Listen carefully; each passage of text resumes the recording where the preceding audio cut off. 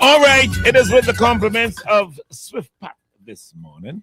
What does get you vexed? Let me give you. Let's get it. Wait, let me do a big up first. Big up to whoever is in national parks that does 9 nights in botanical gardens. I don't know. They do great, man. They do great. You love it. I love it. Last night they had the different steel orchestras. Yeah. Each one had their own setup. That's one done. Next one. Bang, bang. It was good. Yeah. It was good. Yeah. It was real good. Big them up, man. Yeah. So big up the 9 nights crew. There's an interesting story here on it's an opinion piece on Eyewitness News. It's called Luther, NDP hopefuls, and Miss Press Secretary.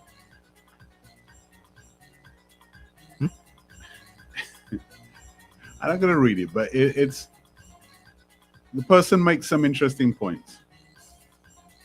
So let me just read a little piece of it. He says, furthermore, I'm hearing rumblings about someone from the NDP camp with ambitions to take Luther's position. Why? Like many others, this someone campaigned hard and now seeks a reward. And the question is, are our positions in government,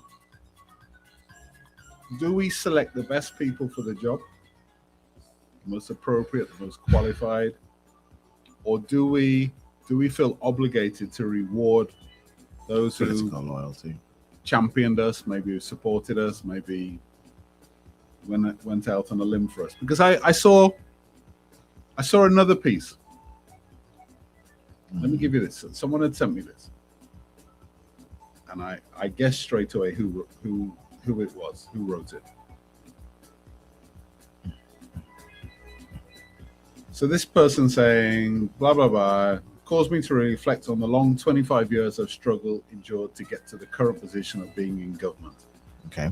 I recall donating my legal services, doing this, of doing that, of doing that, right? And my point on a lot of these things is, okay, good, but you did it, you should have done it for your country. Are you really saying you only did it For the reward. for the reward afterwards, or the anticipated reward afterwards?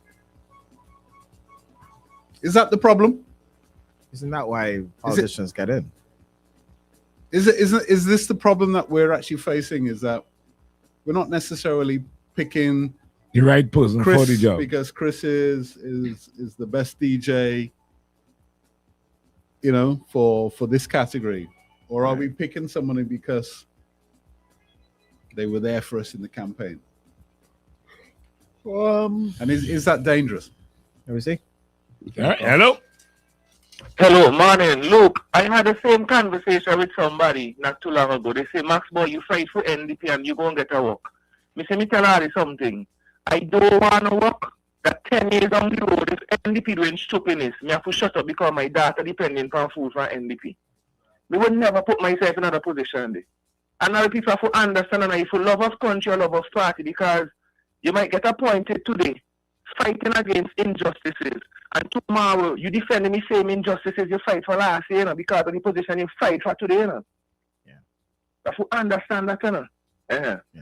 Well, yeah. Well, I don't know. I think to find that balance is very difficult, because without those people who kind of go through the rough and tumble for you, you probably don't get in power. Right, but then when you appoint them to do whatever, But at the same time, you want the most competent and they're people. not competent enough to do whatever you appoint them for, how that work out? Yeah, I Yeah, don't you know, want it's them just- because you want to be elected or re-elected or whatever. Fine, great, nice.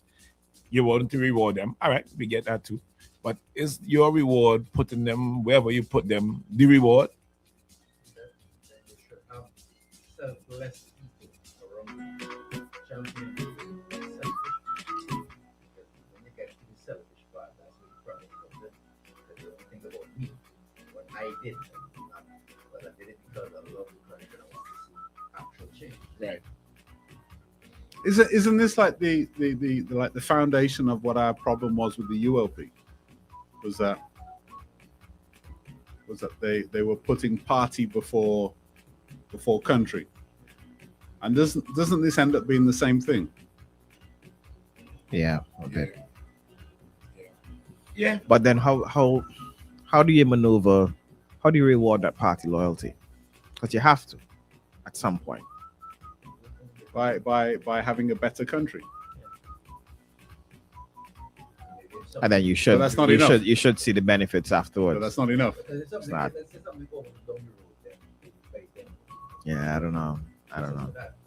It's difficult.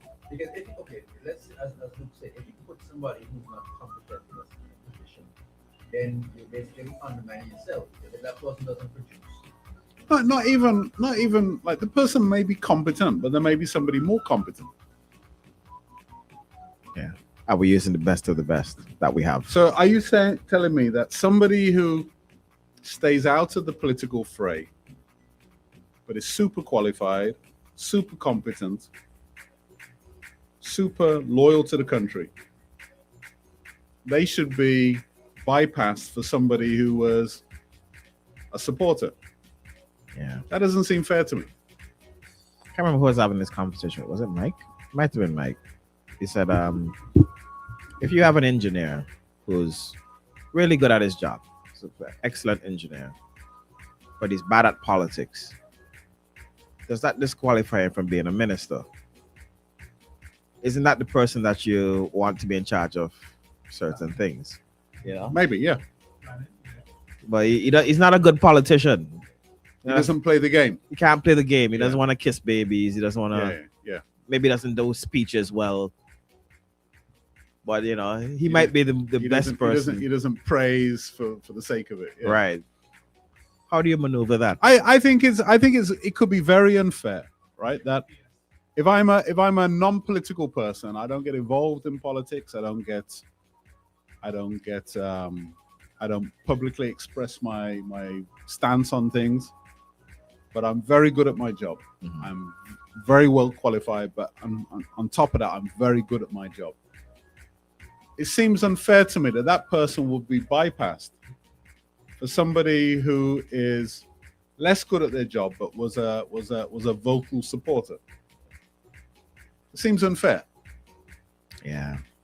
If you're promoting meritocracy, maybe the system that we have is just what's wrong. Like, look at the U.S. I mean, Trump is a bad example to use, but Trump breaks all the things that you were going to say. Right, because he just puts people that are loyal to him. Yeah. Whereas before, you might have found the person who's in charge of clandestine services or whatever it is, somebody just super qualified for it.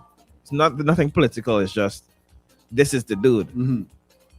This is what's happening. You do with it what you will, but this is what is actually happening. Yeah. In a year, I assess how you've done. If you ain't doing a good job, goodbye. You're in charge of the Department of Environment because that's all you do. All right. Hold on. Let me take a bit. Morning. Hello. Hello, good morning. Hey, morning. A good leader listen to the people who he leads. If you don't listen to the people, you don't know the needs of the people. So therefore, one of the biggest problems that the previous administration had is that they wasn't listening to the people, and hence the consequence of their action. So who do you call the people though, and who do you listen to? Because there's tens of thousands of people, right? Well, the most important, listen to the needs of the people, right? You have a situation where certain part of the country is actually suffering. Let's say, for instance, the Grenadines. The folks in the Grenadines are still suffering from the brunt of the hurricane. They are crying out for help because they need shelter. You look out for the needs of those people because they are human beings. Yeah, but the point I'm making, even in your example, the Grenadines, not everybody is suffering. So who do you listen to? Well, that is why I tell you, you're not looking for the wants. Note what I said, the needs of the people. Yeah, but what I'm saying is that I can't speak to everybody. So I'm already being selective in terms of who I speak to. And maybe the people I'm speaking to are not saying that. They're saying, boy, we need lower taxes, or we need, you know what I mean? As opposed But to then having a roof over their head. you look at what benefits the country more than what benefits yourself or Yeah, for but those my point still advertisements remains and all though, around the like, selfish person. the previous PM will tell you that he listened to people, right? Uh-huh. He would tell you that he listened to people, but the question would be, which people did he listen to? Yeah. Right? Because, you know, it's all very well saying listen to the people, but there's no easy way to listen to 100,000 people. Huh? That So is you true, have to be selective.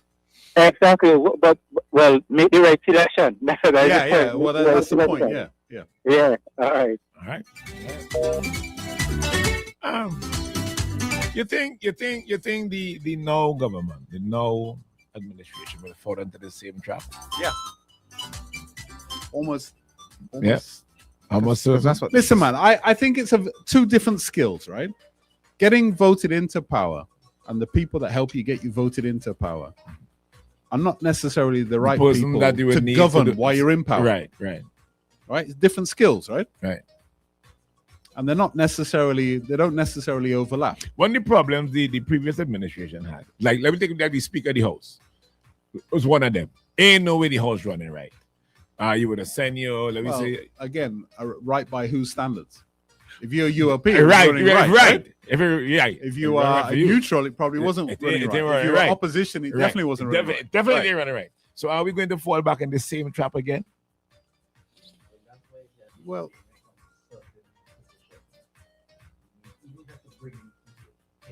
but it's what I'm saying. Is it that your yeah, person? but when you do that, as Jagger said, then the people that got you there And people actually need them. start to kick up and say, but hang on a minute, that person never championed you, that person never fought for you Right, to but be then, that. but then, need- how you do need- you make that person know that you are not the one to fit the shoe? Yeah, well, guess what? Right. It's Guess what? In 5 years, when you need me again, Yeah. No, I understand. It's a catch-22 because take for example, when you see people, you had people who were genuinely, like myself, going out and helping people who need it. And then you have people who might just use that opportunity to get rich or to get some kind of, yeah, motivate or something. So is that you doing it for your love or you doing it for your likes? I don't know. I do it for the It's money. a catch-22. It is. I think at the end of the day, right? Government could be very hard work. Governing could be very hard work. And for that hard work, I need that reward. So it comes down to, Or I don't want to hear a stumbling block from you who weren't on the campaign trail with me, who weren't in the trenches with me, who were, Yeah. even though what they're telling you may be totally legit. but I have to take the flak for it. Somebody here says this is in relation to Luther, to the same article, Luther and the Counsel General in New York, etc. He says what SVG needs are career diplomats. I think Kenton made a similar point. Well trained to work on the country's behalf. The principle of meritocracy is only given lip service in SVG. Yeah, the problem is that there are so few ways of rewarding the people that fought with you. I don't have the personal finances to do it. Yeah. I can't go and give you here's $100,000. Thank you for your efforts. And not Right? and not everybody has a business that you could just Support or anything, and even that could be biased as well. So the only way I could really do it is by giving you government a big position? sweethearts. Yeah, but isn't that more detrimental though? Because Well, that's the because it worked in the detriment of some of them. Of course, So isn't that more detrimental though? maybe, but I But- need the money though. Yeah, you're getting the money, but you're getting the money to your detriment. Imagine, Chris, right? You've been victimized. You've been overlooked. You've suffered for years because of your views about the previous government. And then you campaign hard for this new government. You're out Right. there. You're using your own vehicle. You're Right. spending your own money. You're using your time. Right. Blah blah blah. Right? I guess it's only natural to expect some.